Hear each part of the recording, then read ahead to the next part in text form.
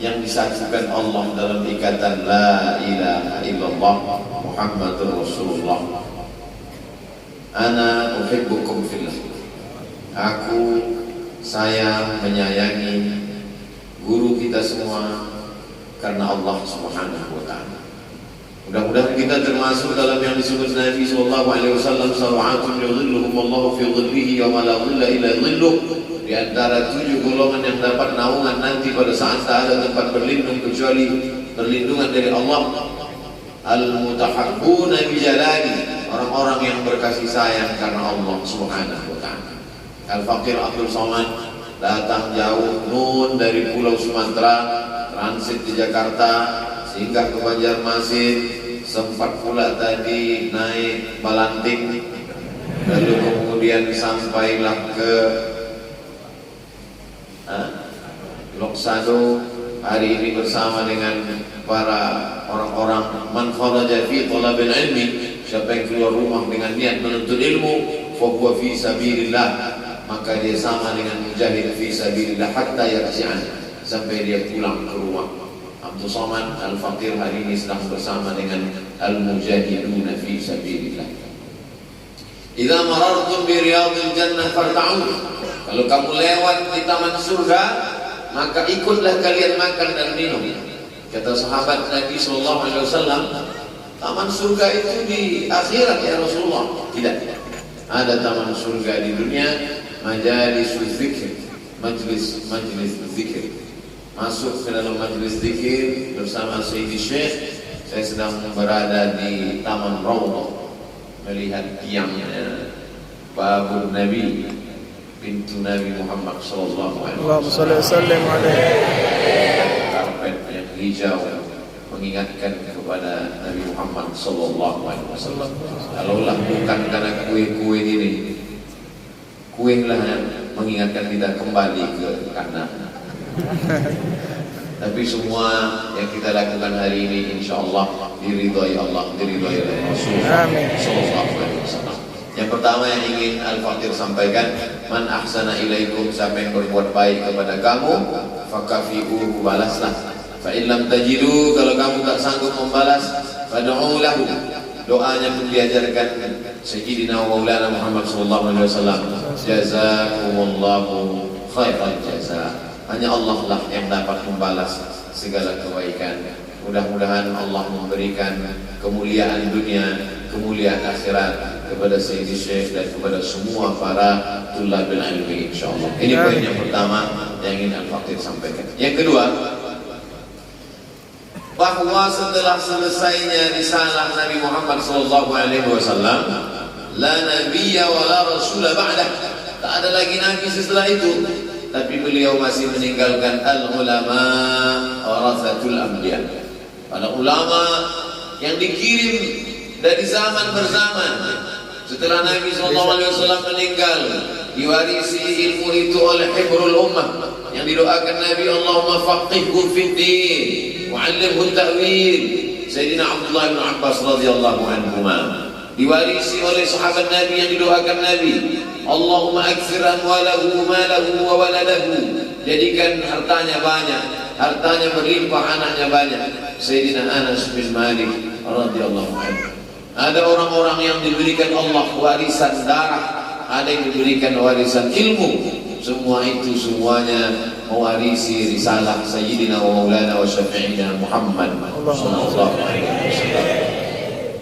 Wa may yartadda minkum an dinihi, siapa di antara kamu yang murtad wal iyadzu billah, ditinggalkannya agama ini, Islam tidak akan mati. Fasawfa ya'tillahu biqaumin, Allah akan ganti biqaumin, dengan sekelompok orang, yuhibbuhum, Allah mencinta mereka dan mereka membalas cinta Allah, wa yuhibbunah, dan hari berganti, musim berubah. Di sana ada anak muda yang sibuk dengan maaf, dengan pacarnya, dengan gadgetnya, dengan narkobanya. Tapi kemudian Allah ingin menunjukkan, hai Abdul Somad, ada anak-anak pelanjut risalah kenabian Muhammad sallallahu alaihi wasallam. Kalau ada orang berkata, nanti kalau Ustaz Abdul Somad meninggal dunia, Ustaz jangan banyak-banyak keliling tausiah, nanti Ustaz sakit, jatuh pingsan, meninggal, bagaimana? sampai kemari bangkit semangat Al-Faqir, meninggal Abu Somad, maka hamba-hamba Allah akan melanjutkan risalah la ilaha illallah Muhammadur Rasulullah sallallahu alaihi wasallam. Orang tua yang sayang kepada anak memasukkan anaknya ke pondok pesantren. Orang tua yang ingin mengalir amal jariah, ilmun yuntafa'u bih, waladun salihun yad'ulah, memasukkan anaknya ke pesantren. Kalau sudah dimasukkannya, insyaallah selamat dunia, selamat akhirat. Itulah nanti anak yang akan membisikkan ke telinganya saat sakaratul maut, laqinu mautakum. Talqinkan orang yang sakaratul maut di antara kamu ucapan terindah saat melepas ruh keluar dari jasad, la ilaha illallah Muhammadur Rasulullah sallallahu alaihi wasallam, kalimatu haqqin 'alaiha nahya wa 'alaiha namut wa biha nub'atsu insyaallah taala minal aminin. Hari ini ada orang yang takut anaknya masuk pesantren, nanti makan apa? Makan yang dipikirkan. Padahal Allah Subhanahu wa taala sudah menjadikan dunia ini terhampar, wa ma min dabbatin fil ardi, segala yang melata di atas muka dunia ini illa 'ala Allah rizquha, Allah menjamin rezekinya. Lau tawakkaltum 'ala Allah haqqa tawakkuli, kalau kau betul-betul bertawakal kepada Allah sebenar-benar tawakal, Allah razaqakum kama ruziqat tayr, kamu akan diberikan rezeki seperti Allah memberikan rezeki kepada seekor burung. Taghdu khimasan, pergi terbang dalam keadaan perut kosong, wa taruhu bitanan, pulang dalam keadaan perut berisi kenyang. Jadi kalau ada manusia tidak yakin tawakal kepada Allah, lebih baik dia jadi burung, lebih hina dia daripada unggas.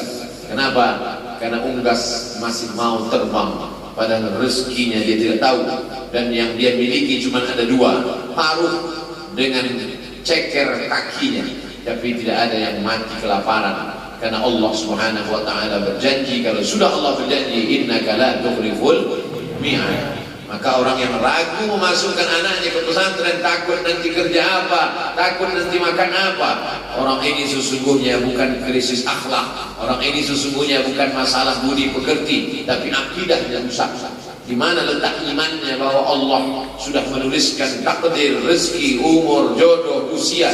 Di mana letak keyakinannya? Maka sesungguhnya orang yang keyakinannya rusak, dia mesti mengulang syahadatnya, dia mesti kembali berkata asyhadu an la ilaha illallah wa asyhadu anna Muhammadar Rasulullah, karena ada keraguannya kepada Allah Subhanahu wa taala. Jadi adik-adik yang sudah di pondok pesantren, semangat belajar, karena inilah yang akan menyelamatkan kalian di dunia dan di akhirat nanti insyaallah. Amin ya rabbal alamin. Poin yang ketiga, al-isnad minad din. Sanad ini bagian dari agama. Fanzuru amman ta'khudhu dinakum, maka lihat kamu mengambil ilmu dari mana, dari siapa. Laulal isnad, kalaulah bukan karena sanad, laqala man syaa ma syaa, orang akan sesuka hatinya saja mengambil ilmu dari khawarij, dari murji'ah, dari qadariyah, dari mu'tazilah, dari jabriyah, dari orang yang terkena fitnah khalqul Quran. Itu aliran-aliran sesat zaman silam, muncul zaman modern, sekuler, liberal, ateis, komunis. Maka alhamdulillah adik-adik sekalian menjaga sanad yang sampai bisanadil muttasil, dengan sanad bersambung sampai kepada dari Sayyidi Syekh bersambung kepada Sayyidina wa Maulana Muhammad sallallahu alaihi wasallam, dengan rantaian sanad para habaib. Sayyidi Muhammad mengambil kepada Sayyidi Alawi, Sayyidi Alawi mengambil kepada Sayyid Abbas Al-Hasani Al-Maliki, sampai kepada Sayyidul Khalqi Ajma'in, Sayyidul Thaqalain, Sayyidina wa Maulana wa Syafi'ina wa Dhukhrina wa Qurrati A'yunina wa Barakatina Muhammad sallallahu alaihi wasallam. Maka jaga sanad ini.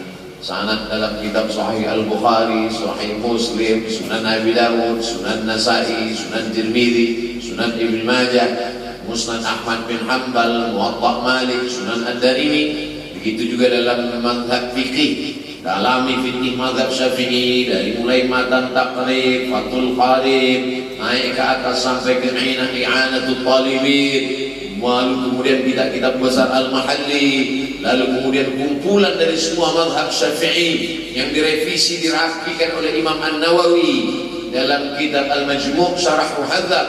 Lalu kemudian setelah itu paham dengan baik, matang mazhab Syafi'inya, silakan baca sebagai perbandingan Hidayatul Mujtahid wa Nihayatul Muqtasid oleh Imam Ibn Rushd, lalu kemudian Al-Fiqhul Islami wa Adillatuh, lalu kemudian Al-Mawsu'ah Al-Fiqhiyah.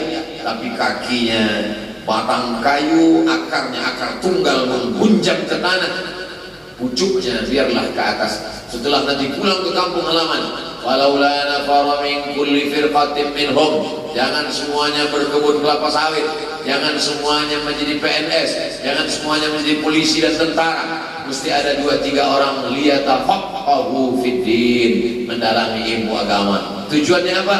Wal yunziru qaumahum, pulang ke kampungnya menebarkan agama Allah, la'allahum yahdharun, mudah-mudahan umat ini menjadi takut kepada Allah Subhanahu wa taala. Nanti kalau pulang ke kampung halaman, pengajian umum sudah banyak di TV, di radio, bacakan umat ini kitab dari mulai yang kecil Arba'in An-Nawawi, khatam Arba'in meningkat kepada Riyadhus Shalihin. Selesai Riyadhus Shalihin, nampaknya umat perlu berzikir Al-Azkar. Setelah itu umat pula nampaknya tertarik kepada fikihnya, maka baca Bulughul Maram. Nampaknya tak cukup hanya sekedar matan, bacakan pula Subulus Salam dari Imam San'ani, Syarah Bulughul Maram dari Hafiz Ibn Hajar Al-Asqalani. Maka ini semua akan menyelamatkan umat dari kebodohan. Hari ini orang banyak mengajar suhafiyun, mengambil dari kertas. Zaman dulu orang kalau mengambil ilmu dari kertas itu derajatnya rendah, tidak diakui. Suhufi, diejek. Suhufi, mengambil ilmu dari kertas. Karena zaman dulu orang mengambil ilmu dari guru, talaqi. Tidak perlu lagi adik-adik talaqi. Kenapa? Karena ilmu sudah diambil dari Makkah Al-Mukarramah, dari Khadimul Haramain, dari Khadimus Sunnah fi Ardil Haramain, Sayyid Muhammad bin Alawi bin Abbas Al-Hasani Al-Maliki, turun kepada Sayyid Syekh.